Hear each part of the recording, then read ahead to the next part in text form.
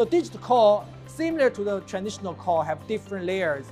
They have the channel layer, they have integration layer. I think you guys must be familiar with these two layers. But most important, they have a very agile business layer and the pace layer. The base layer is different kind of digital banking products. In the digital banking times here, the banks launch huge digital products. It's not like the traditional banking times only have 3-4 products in the whole year. So you can see in the business layer, our digital core platform can generate numerous products in a very low cost. But how can make it the go-to-market short and also the product low cost here? The trick is here, the pace layer. The pace layer is established by different components. We call it centers here. These centers here is built based on the best practice of we and our partner on the understanding to the digital banking. So this component center can be established the products in a very short time at a very low cost. And then technical layer, which is use microservices, use the continuous develops as a foundation. And then we have a data layer and infrastructure layer. So this picture explains the core, the digital core's overall architecture. Well, to make it simple, I want to show you this picture. This is the solution we are presenting to the bank customers who have the strong determination to develop digital banking. The upper layer is from the software part. It's from our equal partner Sunline. Okay, Sunline. Sunline is a very famous iSuite software vendor from China here. So they have been doing the digital banking service in the past 6-7 years. So we cooperate with them to provide the software layer and application layer and the PaaS layer. So they cover different scenarios of different banking. And we at Huawei, we focus on infrastructure layer. We can provide either on-premise, the hardware-based infrastructure, or cloud-based infrastructure, depending on customer requirements. So next, I want to share one excellent case, which is we and our partner Sunline have been built about 5 years ago. In 2015, they're the first digital bank in China. They call it WeBank. So WeBank, and you can see their performance in 2019. They got 31 billion total assets, and they have more than 100 million active users. And the most interesting part, their ROE, return on equity, is about 25%, very high, but NPL is about 0.5%. So the reason behind this performance is the technology, which is built by Sunline and Huawei in 2015. So the technology, the platform we built for them can accommodate the data and services and also very high scalabilities. So based on this digital core, that you can see WeBank, they only launch a very robust microloan services, but they can make very shining performance. I believe WeBank is an example of many banks in our region try to follow, try to learn. In the past, frankly, in the past 4 years, I've been travel to visit WeBank with many banks in the region to understand the reason and also the advantage behind it. Okay, now we are moving to technology part here, which is our value proposition we call a cloud-centric IT architecture. So the banks know the IT is a fundamental for technology innovation and also the motivation. So just now we have to go through the digital banking part here, but follow the digital banking concept here. So we want to introduce and also want to share with our customers. So what kind of IT architecture we share present?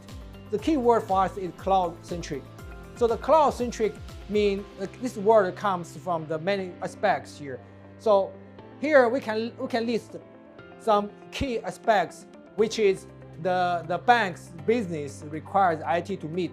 For example here, so the business requires the IT to be able to enablement increasing network traffic. So that's why the infrastructure should be scalable enough because the traffic is growing every day. And also the business requires IT to enable the real-time data analysis.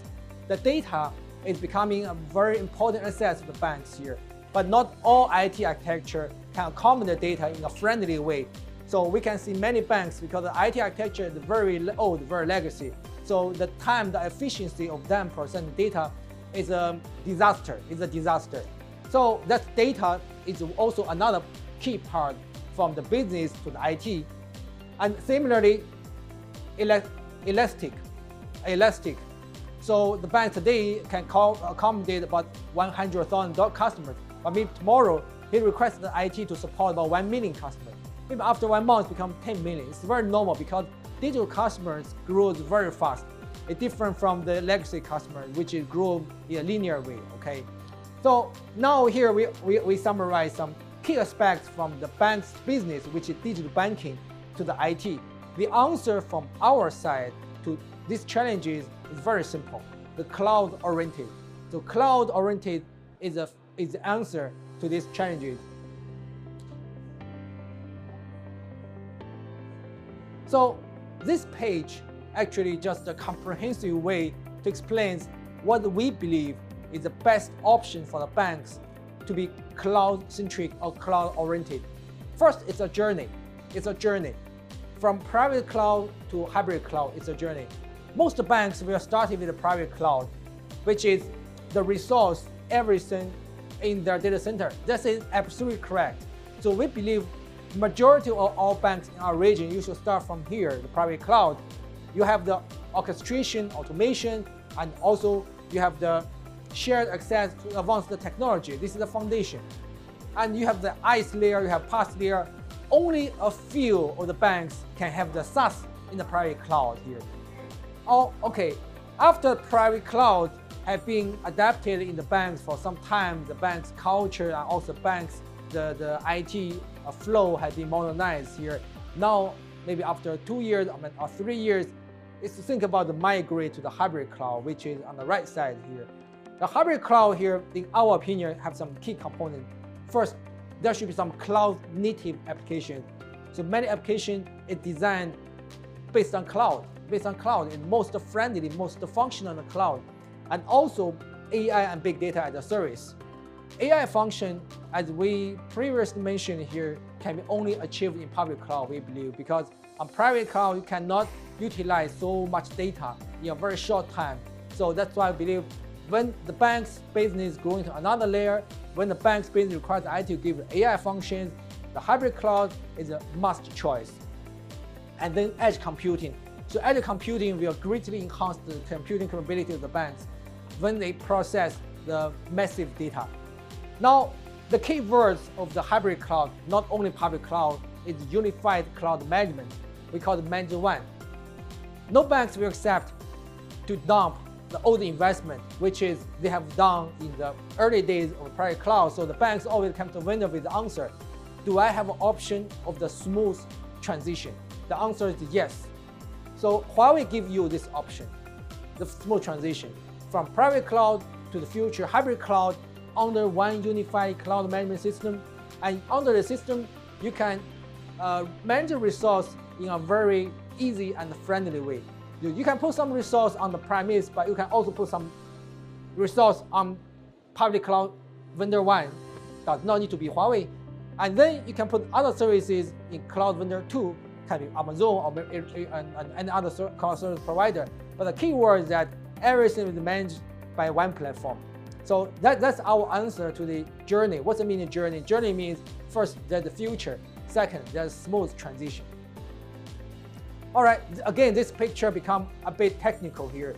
This picture shows to you about the comprehensive architecture of our cloud when we offer the banks in the digital times, when they want to use this one to carry digital banking services.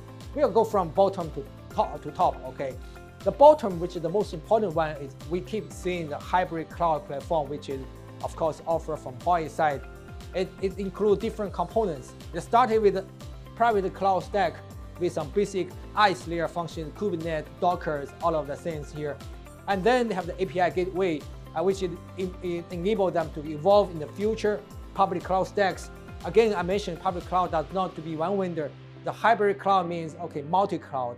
I believe any mature banks will not give their IT to only one public cloud service provider. There must be some combination.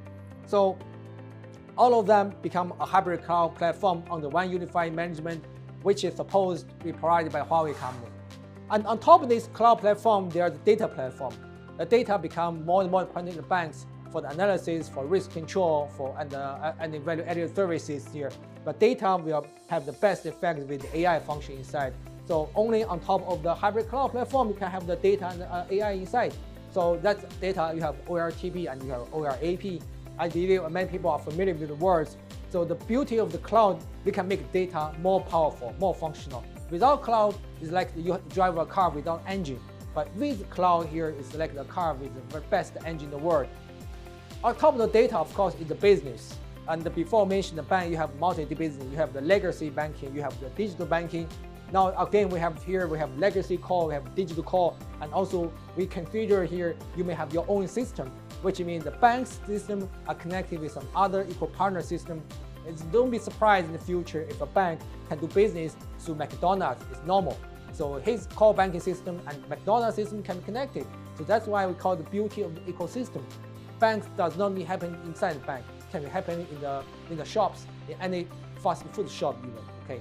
So 3 layers: hybrid cloud platform, data platform, business platform. That's the beauty of our architecture. Now, next, I'm going to spend some time to share 2 cases. One case is China Merchant Bank. It's recognized as one of the best retail banks in the world. And the China Merchant Bank, Huawei helped them to build a smart cloud platform for data lake. So this private cloud, this cloud platform is specially used for data analysis scenario. Don't be surprised because China Merchant Bank got about 400 million retail customers.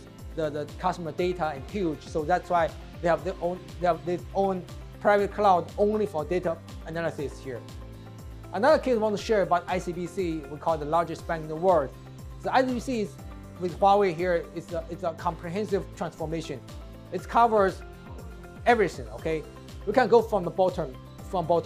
ICBC have 6 data centers physically here because you must consider about the disaster recovery. On top of the 6 data centers, they have the cloud-based core system, which is the cloud which Huawei helped them to build that covers all business. On top of the cloud here, there's financial system, which is their business. And they have the financial e-commerce, and they have the customer service next generation, it's like digital core, and also they have the third-party access ecosystem.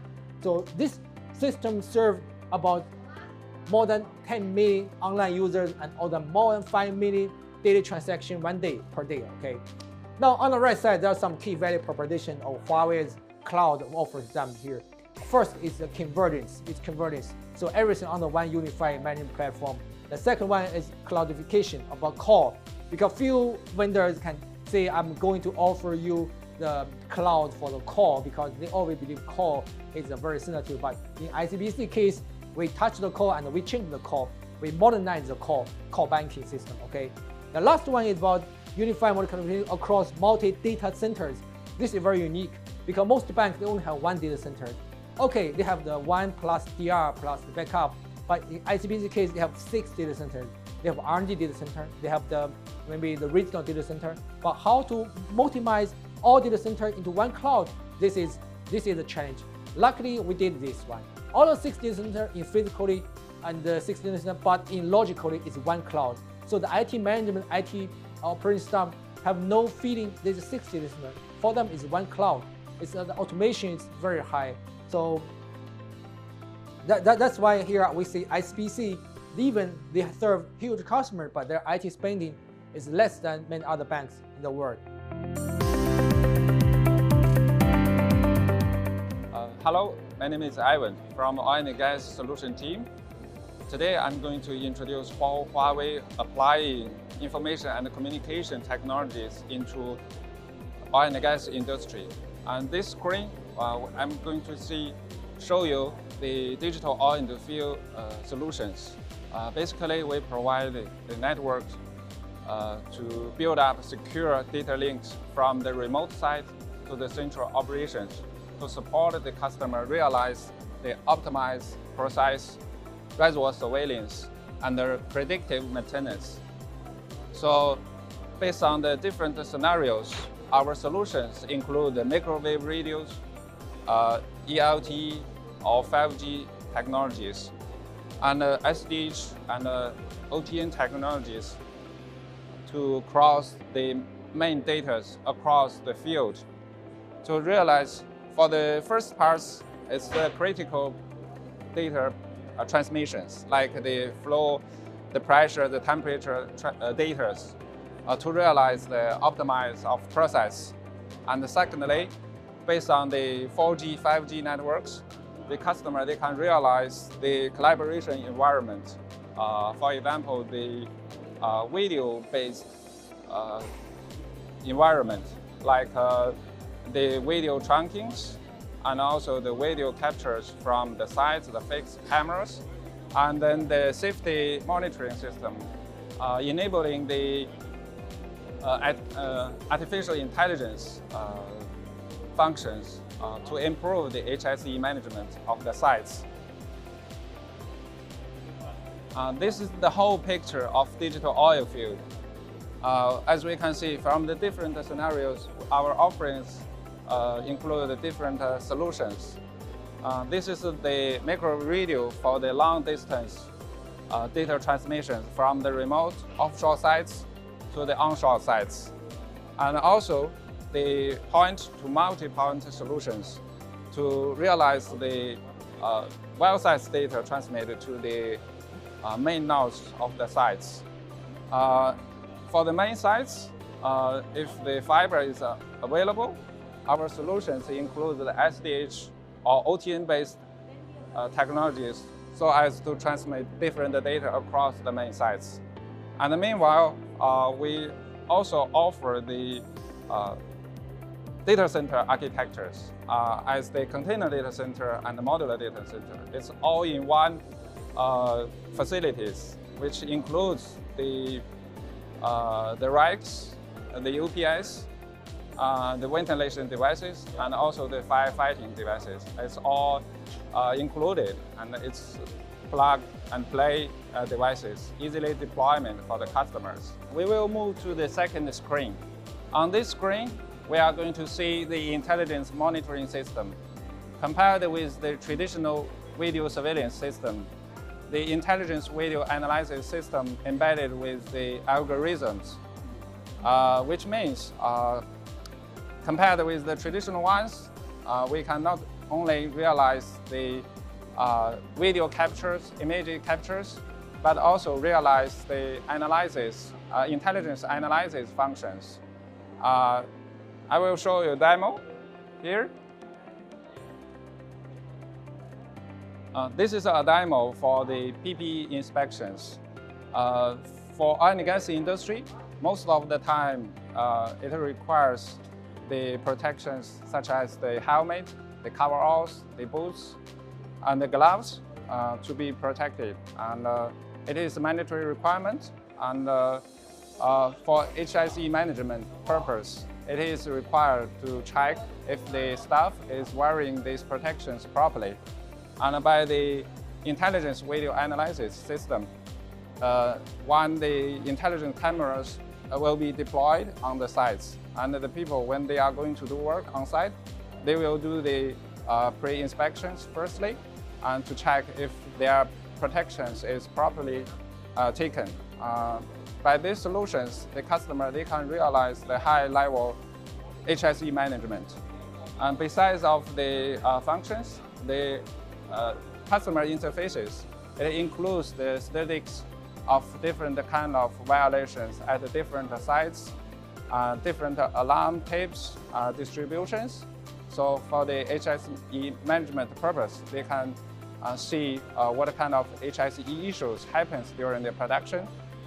Greatly, they can improve the management level during the oil and gas productions. When it comes to the last screen, I'm going to introduce the exploration and the production solutions. With the development of exploration and production technologies, the geophysics works from 2D to 3D, and more precise computing requirements are also required for the data processing purpose. So this trend cause the challenges for the customer. Once, for the first part is about the data growing.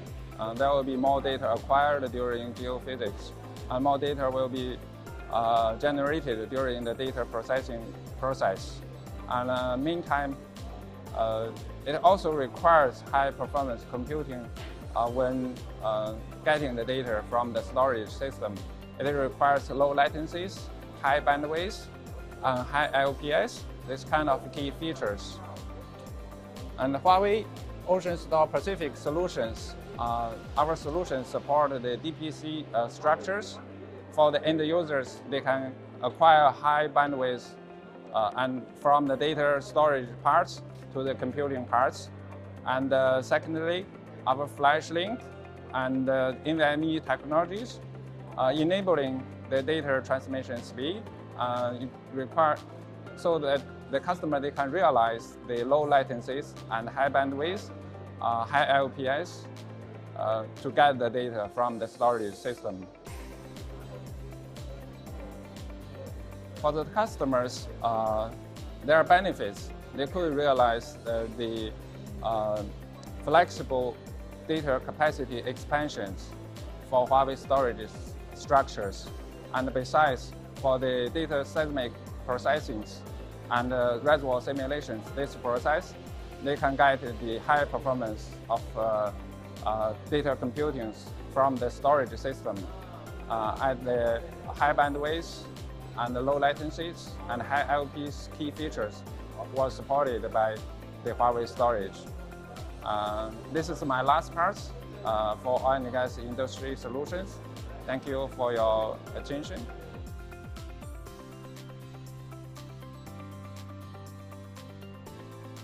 Hello everyone. Today I will introduce Huawei Smart Charging Pi solution. So as you see in the picture, we have 5 layers for the solutions. So in the terminal, in the sensor layer, we have the charging Pi, which not only the charging Pi, we integrate with the smart gateway and also the Wi-Fi 6 equipment in the charging Pi. So as the Wi-Fi 6, we can provide the Wi-Fi access to the drivers who charge their car in the station, and also we can connect with different label, which can access the label informations. Again, we have the smart gateway, which can connect to the smart meters, CCTV, and the ground lockers. Okay, and also for the energy storage. So, so all the information will be connected to the charging Pi itself. So we're talking about another layer is platform layer. So we have the smart charging IoT platform. Okay, so as Huawei will provide this platform, and our partner they will provide different applications which running on the platform to provide different service like the charging report summary, like also the static analysis and the remote upgrade and remote operation and maintenance, such functions. So we go next one.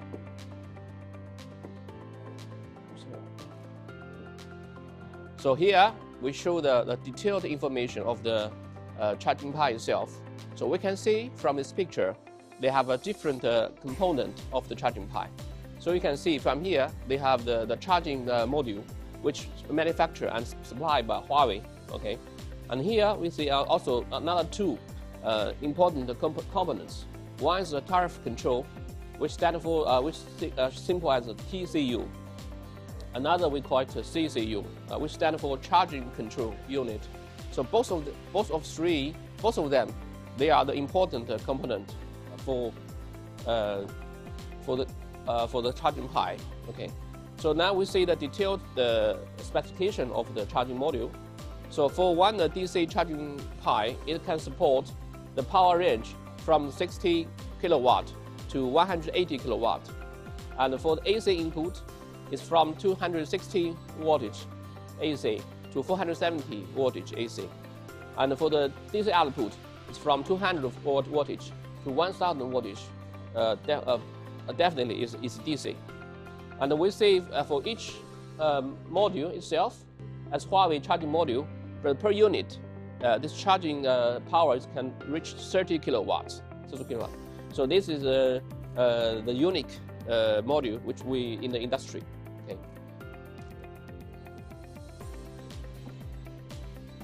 So here we show the one charging pi cases in China in CSG.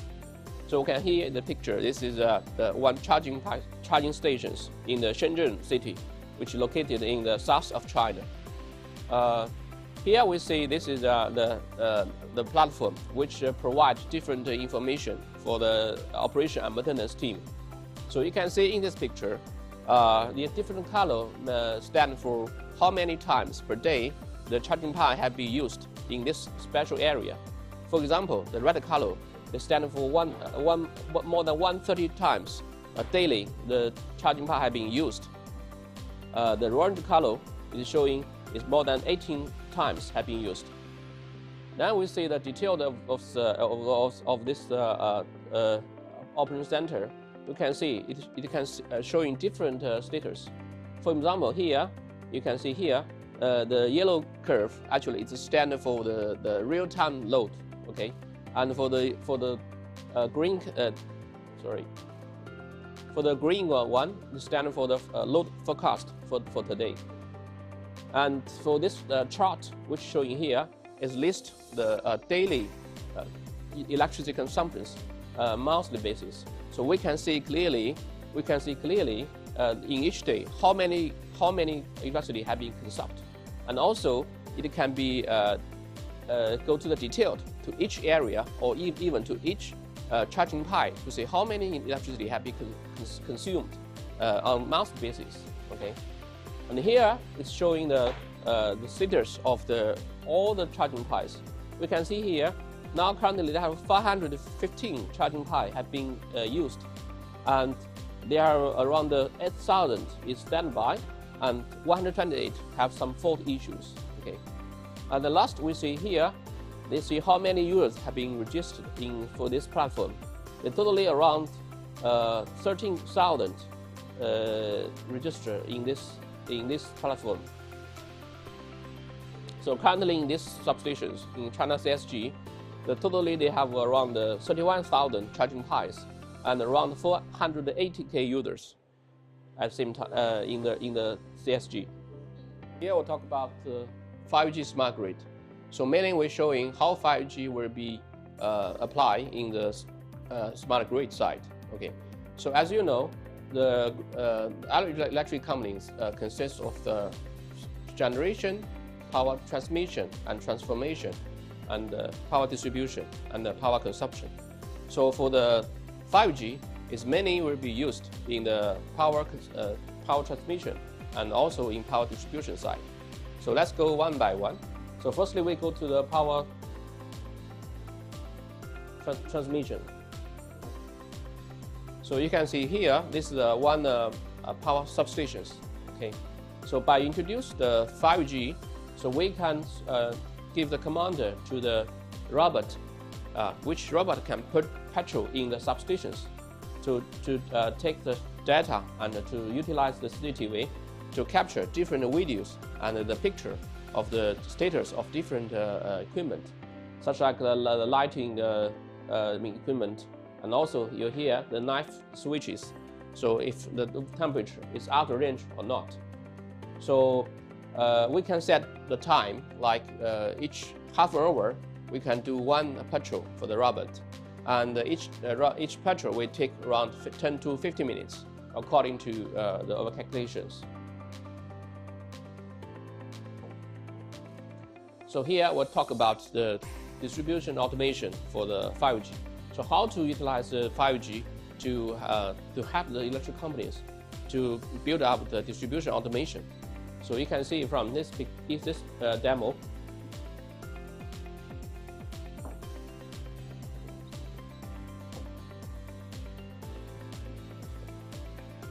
So we can see this is have two substations. One is the primary substations, another is the secondary substations. Okay, so there's something happened, the cut between the connection of the 11 kV substations.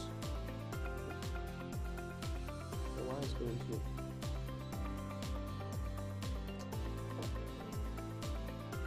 Why this? If something happened, you can see here if something happened, cut in the between the connection of the two different 11 kV substations. So the signal will be transferred back to the control center. Okay, the control center will understand what's going to happen. So automatically they will give the command to the remote unit. So remote unit will be automatically to reload the shift the load from the substation to here. Okay.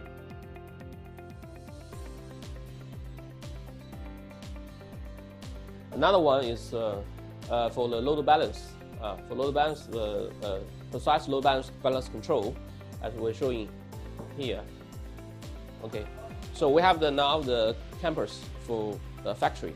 So we can see they have two kinds of consumption. One is the consumption for the manufacturer. Another is the consumption for the office.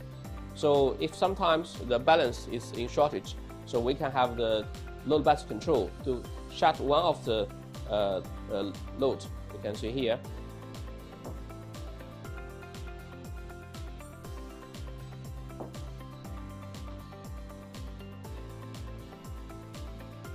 So here showing the requirement of SGCC, totally 650 milliseconds are required to shut down the load. So you can see now they already closed the one load for the manufacturer.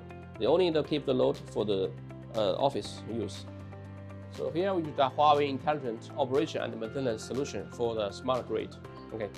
Actually, we have the structure of the solution is the 5 layers. So let's talk one by one.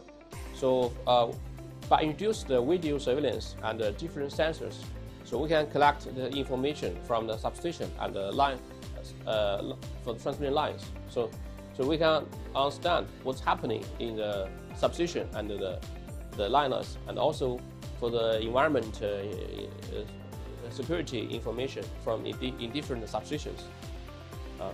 So when we collect all the informations, okay, the information will be dealing in the edge computing and also to the NVR system. Okay, then all the information will transfer through the public network, either 3G, 4G, or 5G, or the wide WDM or IP or PON network to the digital platform. So the digital platform consists of the platform itself, and also they have different function platforms like IoT management, like big data platform, then GIS platform, and the integrated communication platform.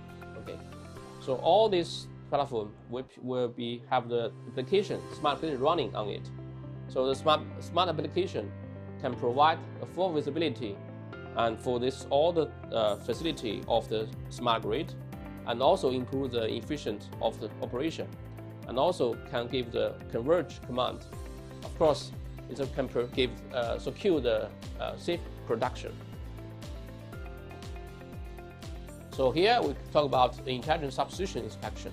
Okay, so here you can see this is the typical scenario of one substation. So we have the one relay room, they have a GIS room, okay, and also they have a campus entrance and exit. Okay, so by introduce the AI cameras here, we have different cameras. We have common PDZ drone camera, we have the common bullet camera, and also the other parameter cameras. Okay, to set up the cameras in different location of the equipment, okay, as you say here.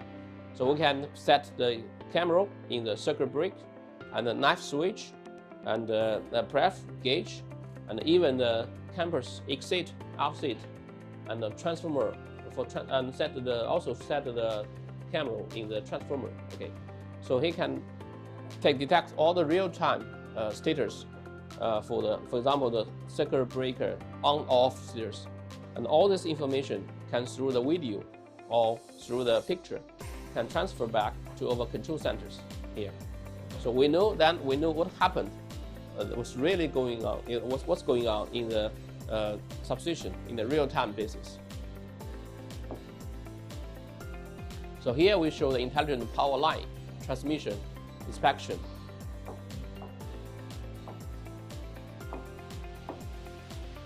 So you can see this one of the project we are now deploying in the regions.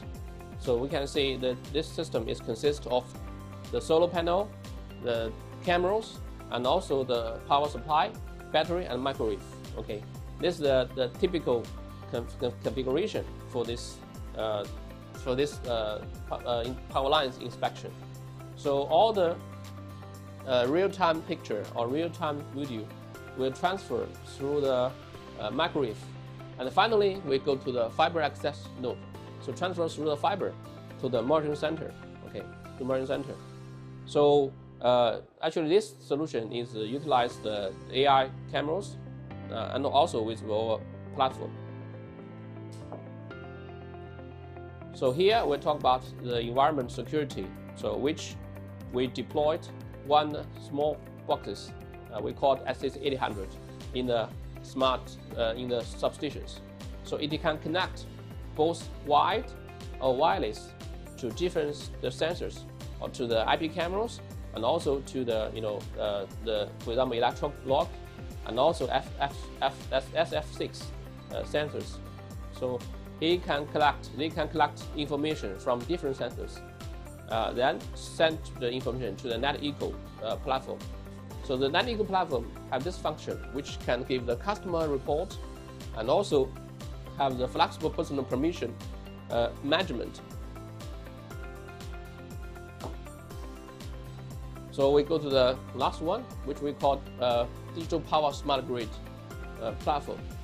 You can see the platform is similar as we showing in the beginning, but this as a digital platform, as from West, they can introduce to access with different live network system, which is a SCADA, EMS or PMS, which is many the OT service from electricity companies.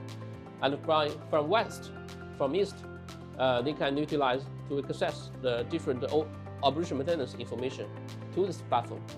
Of course, from South, it will be from the collect this information and also the data from the terminal, which consists of the device status, line status, environment status, and drones. Okay, and from the North, $100 data will be enabled. So we will be providing the data to the industry applications.